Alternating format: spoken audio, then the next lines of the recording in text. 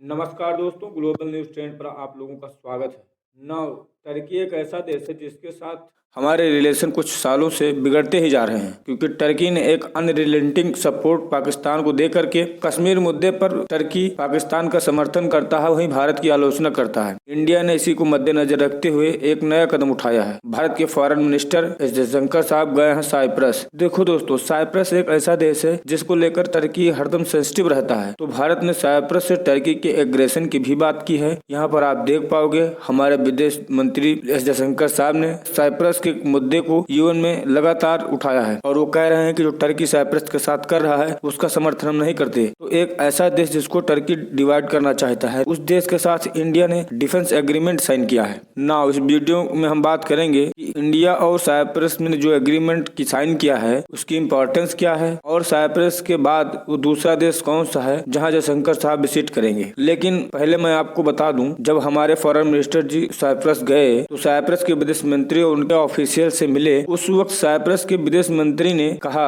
जो भारत के साथ हुआ वो हम नहीं चाहते कि हमारे साथ हो। देखिए, वो बात कर रहे थे इंडियन पार्टीशन की, जो रिलीजन के नाम पर हुआ। ये कह रहे हैं कि हम ये नहीं चाहते कि 2 स्टेट सोल्यूशन साइप्रस के ऊपर भी अप्लाई हो। तो मैं आपको बता दूं यहाँ पर क्या कहना चाहते हैं। देखो, 2 स्टेट सोल्यूशन की बात जब हम करते हैं तो उसमें एक अलग आइडियोलॉजी होती है जिसमें रिलीजन के नाम पर बंटवारा किया जाता है। जिन्ना ने भी यही पॉलिसी अपनाई थी। जिन्ना 2 स्टेट सोल्यूशन पर पाकिस्तान की मांग की थी। उनका कहना था 2 देश बनाए जाएंगे, एक हिंदुस्तान हिंदुओं के लिए और दूसरा पाकिस्तान मुसलमानों के लिए। जो जिन्ना ने किया हमारे प्यारे भारत के साथ, सेम टर्की ने किया था 1974 में साइप्रस के साथ। यहाँ पर आप देख पाओगे ये साइप्रस का मैप है। 1974 से पहले ये आइलैंड के दोनों पार्ट एक सिंगल कंट्री हुआ करते थे। 1974 में टर्की ने इन्वेट करते हुए इस आयरलैंड पर और इसका एक हिस्सा तोड़कर टर्किश मुसलमानों का हिस्सा बताने लगा और दूसरा हिस्सा ग्रीक क्रिश्चियन का मानने लगे। उसके बाद में इन्होंने एक नॉर्दर्न साइप्रस को साइप्रस से अलग कर टर्की वहाँ गवर्नमेंट का समर्थन करने लगा।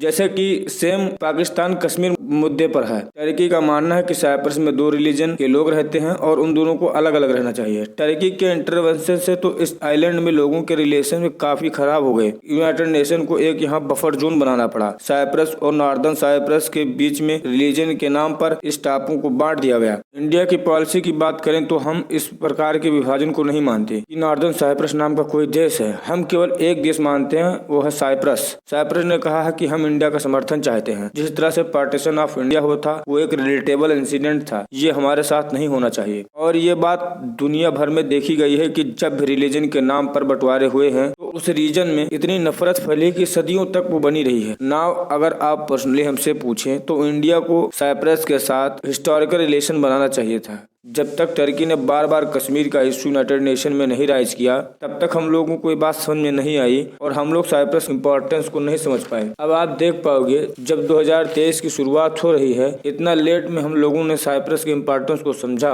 उसके बाद में हमने उनके साथ डिफेंस एग्रीमेंट साइन किया, जिसको हमें 2010 या 2005 के समय में ही कर लेना चाहिए था। अब यहाँ पर आप कहोगे कि इंडिया का रूल क्या है, साइप्रस के विवाद को लेकर इंडिया क्या कर सकता है। तो इस विवाद में क्लियरली एथनिसिटी है, रिलीजन है, एक बहुत पुरानी हिस्ट्री भी है, क्योंकि साइप्रस एक टाइम ऑटोमन एम्पायर के अंतर्गत हुआ करता था। तो देखो, इंडिया यहाँ पर ला सकता है स्टेबिलिटी, क्योंकि टर्की एक प्लान कर रहा है कि साइप्रस के कुछ हिस्सों को और कब्जा कर नॉर्दर्न साइप्रस को बड़ा बनाया जाए। तो इंडिया ने जो डिफेंस एग्रीमेंट साइन किया है साइप्रस के साथ, उसमें मिलिट्री कॉपरेशन के साथ साइप्रस को और मजबूती मिलेगी। इससे साइप्रस की मिलिट्री काफी स्ट्रांग हो जाएगी, क्योंकि अब आप देख पाओगे फ्यूचर में इंडियन नेवी, इंडियन आर्मी युद्धाभ्यास के लिए लगातार साइप्रस जाती रहेंगी। बिल्कुल टर्की के साउथ में इंडिया युद्धाभ्यास करेगा भविष्य में।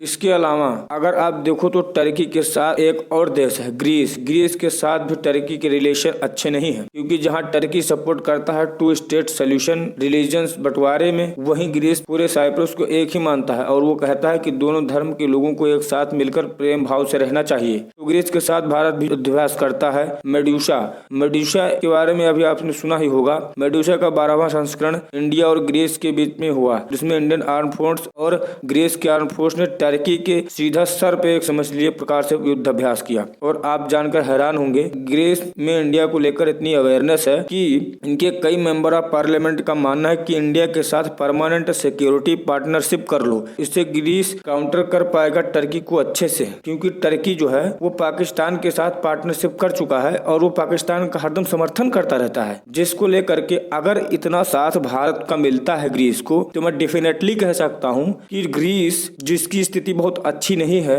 लेकिन भारत का समर्थन मिलने के पश्चात वो टर्की पर किसी भी वक्त एक्शन ले सकता है। देखो, अगर टर्की सपोर्ट कर रहा है पाकिस्तान का तो ये हमारे लिए इश्यू है, मगर अगर पाकिस्तान रिटेलिएट में टर्की का समर्थन कर रहा है तो इससे ग्रीस और साइप्रस दोनों का नुकसान है। इसीलिए वो इंडिया का समर्थन चाहते हैं। तो यहाँ पर ये नहीं समझ लेना कि साइप्रस अकेला देश है जिसको हम सपोर्ट कर रहे हैं। यहाँ दो मेन कंट्री हैं, उनके अलावा फ्रांस एक ऐसा देश है जो साइप्रस और ग्रीस दोनों को सपोर्ट करता है। हाल ही में आपने देखा होगा फ्रांस ने ग्रीस को राफेल विमान भी बेचे है। तो देखो, बहुत फ्रेंडली कंट्री इकट्ठा है जिस इश्यू को लेकर, और अगर यहाँ इंडिया की इन्वॉल्वमेंट होती है तो आप देख पाओगे हमारी फ्रेंडली कंट्री के साथ हमारे रिलेशन और मजबूत होंगे। डिफेंस के अलावा अगर हम बात करें तो इंडिया ने लेटर ऑफ इंटेंट साइन कर दिया है माइग्रेशन एंड मोबिलिटी पार्टनरशिप का।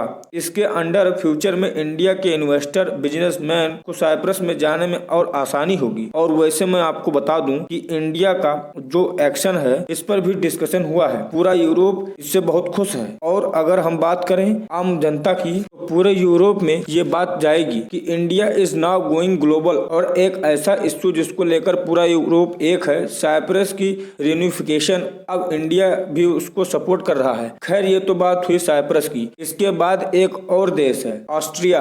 जैसा कि आप यहाँ पर देख पाओगे मैप में, ऑस्ट्रिया में भी हमारे विदेश मंत्री एस जयशंकर प्रसाद जाएंगे। और ऑस्ट्रिया देश हमारे लिए काफी इंपॉर्टेंस रखता है, क्योंकि ऑस्ट्रेलिया और इंडिया की काफी अच्छी दोस्ती है। 3 जनवरी को हमारे विदेश मंत्री ऑस्ट्रिया पहुंच जाएंगे। मगर रिसेंटली क्या हुआ, ऑस्ट्रिया ने कह दिया कि यूरोप में असाइलम की वेव आ रही है, बाहर से काफी लोग आ रहे हैं और इसका मेन कारण है migration from India and northern America. तो जयशंकर साहब एक बार जरूर पूछेंगे कि इससे अगर आपको कोई दिक्कत है या आपको लगता है कि इंडिया की वजह से इलीगल माइग्रेशन बढ़ रहा है, तो इस इश्यू को हम रिसॉल्व कैसे कर सकते हैं। तो ये टूर इंडिया के नजरिए से बहुत इंपॉर्टेंस रखता है और हिस्टोरिक भी, क्योंकि आप देख पाओगे इंडिया और साइप्रस के डिप्लोमेटिक रिलेशन 8 साल पूरे हो गए हैं और ये दोनों कंट्रीज को सेलिब्रेट कर रहे हैं। साइप्रस ने इंडिया को सम्मान, ये इनके कुछ स्टाम्प रिलीज किया है, जैसे यहाँ पर आप देख पाओगे। और ऑस्ट्रेलिया ने भी आप देख पाओगे कि जयशंकर साहब का भव्य वेलकम होगा और माइग्रेशन के अलावा बिजनेस अपॉर्चुनिटी पर भी चर्चा होगी। तो दोस्तों, अगर आप लोगों को लेक्चर समझ में आया हो तो वीडियो को लाइक, सब्सक्राइब एवं शेयर जरूर करें।